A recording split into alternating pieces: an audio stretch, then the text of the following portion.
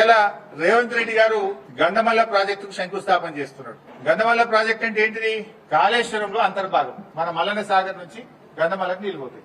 ఏమంటాడు రేవంత్ రెడ్డి? కాళేశ్వరం కుప్పకూలింది అంటాడు, అయిపోయింది కాళేశ్వరం అంటాడు. మరి కాళేశ్వరం లేకపోతే గంధమల్లకు నీళ్ళు ఎట్లా పోతాయి? ఇలా పోయింది, ఆడికి పోయింది. ఏది భువనగిరి జిల్లా, యాదాద్రి జిల్లాకు పోయి బీఆర్ఎస్ ప్రభుత్వం కాళేశ్వరంలో భాగంగా రూపొందించిన గంధమల్లకు ఇలా కొబ్బరికాయ కొడుతుంది. మరి కాళేశ్వరం కుప్పకూలిందన్న రేవంత్ రెడ్డి మరి గంధమల్లకి ఎట్లా కొబ్బరికాయ కొడుతున్నావు? గంధమల్లకి నీళ్లు పోవాలంటే ఆడికి వెళ్ళిపోవాలి.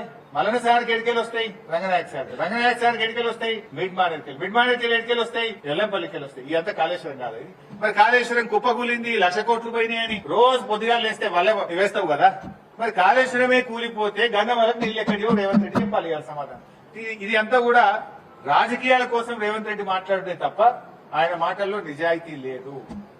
గోబల్స్ ప్రచారం కాంగ్రెస్ నాయకులు చేస్తుండ్రు. కాళేశ్వరం ఇంటాక్ట్ ఉన్నది, కేవలం 2 పిల్లర్లు వంగినాయి. నీకు చిత్తశుద్ధి ఉంటే 3 నెలలు చేయొచ్చు దాన్ని. కానీ దానికి నువ్వు ఇలా కాళేశ్వరం కూలిందని ప్రజలను తప్పుదో పట్టించి రాజకీయంగా లబ్ధి పొందే ప్రయత్నం చేస్తున్నావు. నేను సూటిగా అడుగుతున్నా, నువ్వు కొబ్బరికాయ కొట్టే గంధమల్లకు వచ్చే నీళ్లు కాళేశ్వరం నీళ్ళ కావచ్చు చెప్పు ఫస్ట్. కాళేశ్వరం నీళ్ళు వస్తాయా? ఏ నీళ్ళు వస్తాయి? గాలికెళ్ళి వస్తాయా? కాళేశ్వరం నీళ్ళే వస్తే కాళేశ్వరం కూలిందన్న నువ్వు మరి కాళేశ్వరం నీళ్లతో గంధమల్లకు కొబ్బరికాయ ఎట్లా కొట్టావు?